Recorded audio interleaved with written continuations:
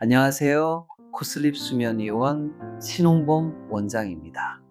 주변에서 코를 심하게 고는 분들을 보면 저러다 숨이 넘어가는 건 아닐까 하고 걱정될 때가 많습니다.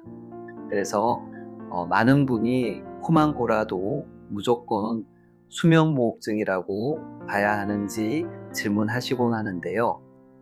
우선 결론부터 말씀드리자면 코골이가 있다는 것 자체가 이미 기도가 좁아져 있다는 신호이기 때문에 코골이가 심할수록 수면무호흡증이라는 수면질환이 동반될 위험성은 매우 높습니다.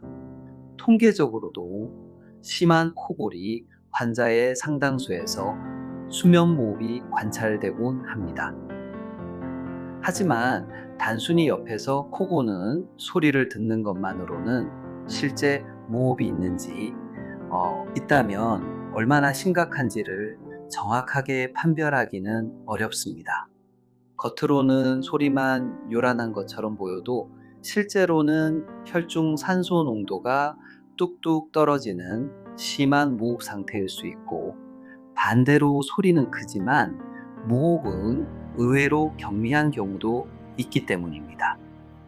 따라서 코골이가 심한 경우에는 수면다원 검사라는 정밀하고 정확한 검사를 통해 실제 수면무호흡증이 있는지 여부를 객관적으로 평가받고 진단받을 필요가 있습니다.